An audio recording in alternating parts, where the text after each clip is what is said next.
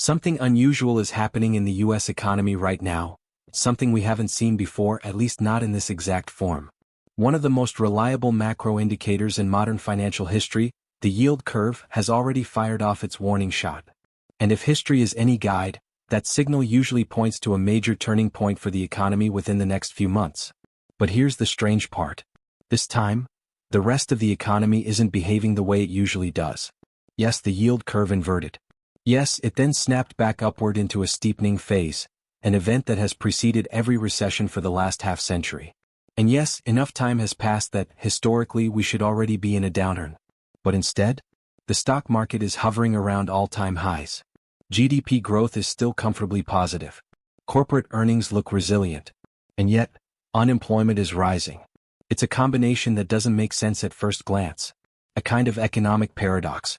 Usually when unemployment climbs, growth stalls. Markets correct. Consumers pull back. But none of that is happening, at least not yet. And that's exactly why the next few months are so critical. Because while many people think the yield curve no longer works, or that it's sending false signals, we believe something very different is happening. The yield curve is working. It's just pointing to an environment that is far more unusual than investors realize.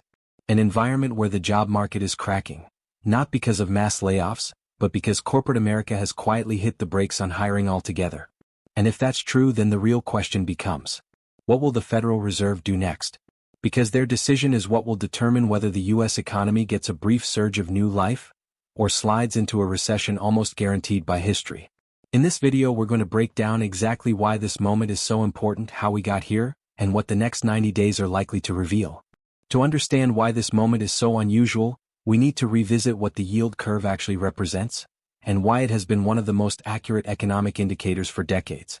The yield curve is simply the relationship between short-term and long-term interest rates. But behind that simple definition is a powerful message about the future of the economy. Long-term rates reflect what the market expects: future growth, future inflation, and long-term financial conditions. Short-term rates, on the other hand, are controlled almost entirely by the Federal Reserve. So when the Fed pushes its interest rate far above long-term rates, the curve inverts, and that inversion has historically been a sign that monetary policy has become tight enough to slow the economy. Every recession in modern history has been preceded by that moment. But what many people forget is that the reversal of an inversion, the moment when the curve begins to steepen again, is often the real countdown to a recession. That steepening tells us that the Fed has started cutting rates because something in the economy is already breaking. And that's exactly what we've seen over the last year. The Fed raised rates aggressively in 2022 and 2023 to cool an overheated job market. That created one of the deepest yield curve inversions ever recorded. And as economic conditions began to weaken in 2024, the Fed finally shifted course, causing the curve to rise back toward zero. Historically, that shift has meant one thing. The recession is already underway, it just hasn't been officially declared yet. But this time, the textbook pattern hasn't fully materialized. No announcement from the NBR. No collapse in consumer spending. No market-wide panic. Instead, the US economy is sending mixed, conflicting signals. Signals that don't match any previous cycle perfectly. So why does the yield curve say, something is breaking, while the rest of the economy looks surprisingly stable? To answer that, we need to look at the one part of the job market that explains almost everything happening right now. If you want to understand why this economic cycle feels so unusual, you have to look at the job market, because that's where the contradiction begins. Normally, when unemployment rises, it rises for a reason: layoffs. Companies cut jobs, jobless claims spike, and the unemployment rate moves up with them. That's the pattern we've seen in every recession going back decades. But this time, the unemployment rate has been climbing, while initial jobless claims have barely moved. That has almost never happened before. It means people aren't losing jobs at an accelerated pace. Instead, something else is happening, something much quieter but just as impactful. Corporate America has frozen hiring. Not for a week, not for a month, but for more than a year in many sectors. And when hiring freezes last long enough, the math becomes unavoidable. The unemployed stay unemployed. New graduates enter the labor force with nowhere to go. Job openings shrink. Participation shifts. And suddenly the unemployment rate rises without any major wave of layoffs ever hitting the headlines. This is why the economy feels fine on the surface. Corporations aren't firing, they're simply not hiring. They're tightening budgets. delaying expansion plans, focusing on efficiency and profit margins, and in many cases, relying on AI tools and automation instead of adding human workers. That's also why the stock market has been able to rally while unemployment is climbing. Corporate profits have held up not because of growth, but because companies are squeezing more output from the same workforce. But here's the critical point. A hiring freeze can only mask underlying weakness for so long. Eventually, businesses must decide: stay in freeze mode, or begin cutting jobs outright. And that decision, more than any other, is what will determine whether the U.S. economy slips into a full recession or snaps back into growth. What will push companies one way or the other? Exactly what the yield curve has been warning us about. And exactly what the Federal Reserve is now forced to confront.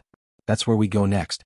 To understand where the economy goes from here, we need to talk about the one institution that can tip this entire situation in either direction: the Federal Reserve. The Fed is facing a dilemma unlike anything in recent years. On one side, the job market is softening, quietly, slowly, but undeniably.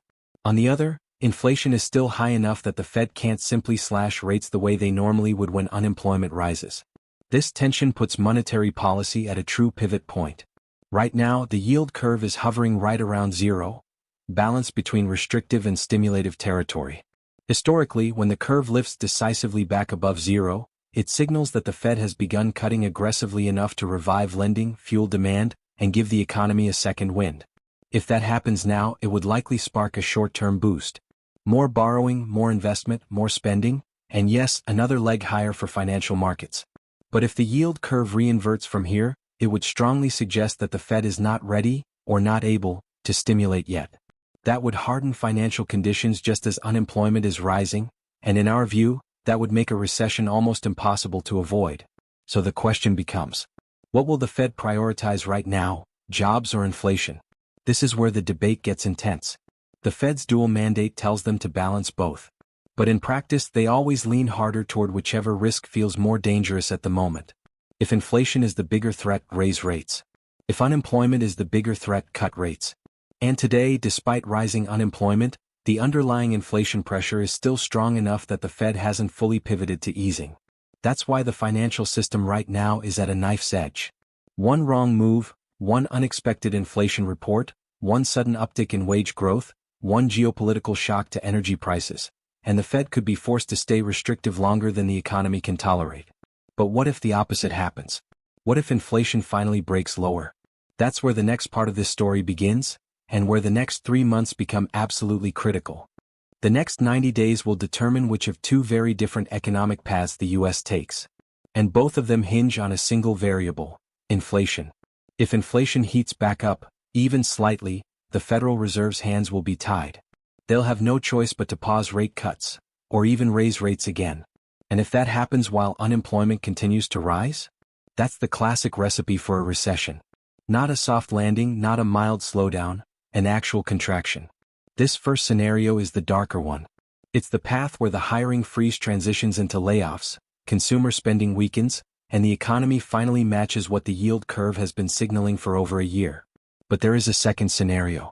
If inflation continues sliding downward, something recent trends actually support, the Fed will finally have the green light to ease more aggressively. We're already seeing early clues.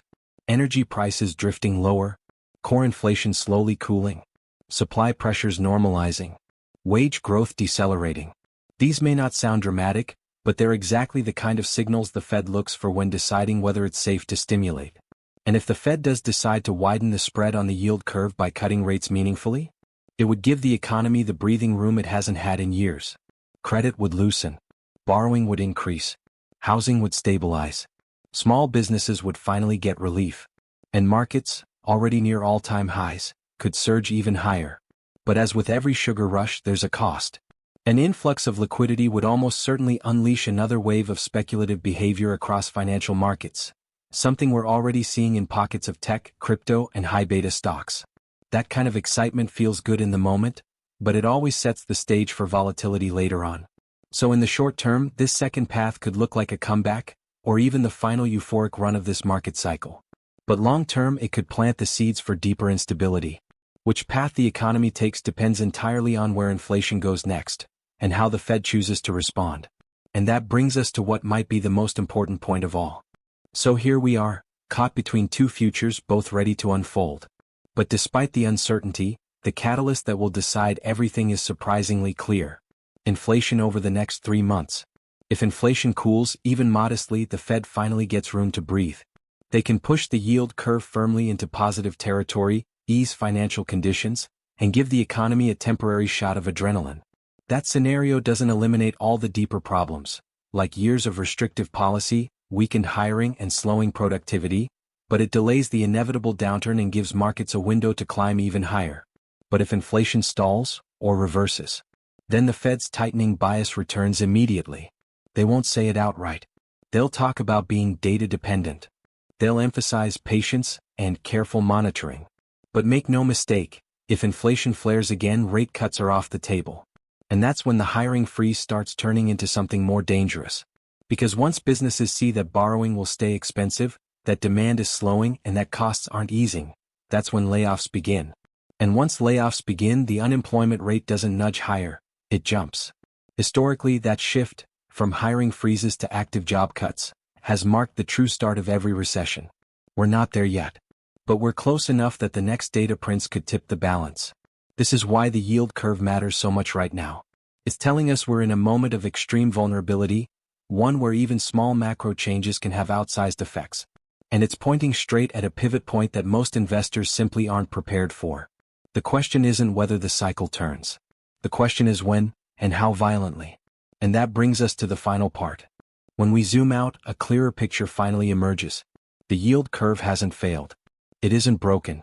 It isn't less predictive or outdated. It's doing exactly what it has always done, warning us before the rest of the economy catches up. The only difference this time is how slow the system has been to react. A year of hiring freezes has masked weakness that would normally show up much faster.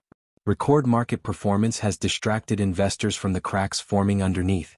And a resilient GDP has created the illusion of stability, while the job market quietly shifts in the opposite direction.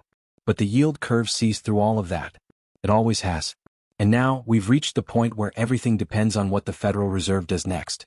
If inflation cooperates, the Fed will ease, markets will surge again, and the economy gets one last push of momentum before the cycle finally peaks.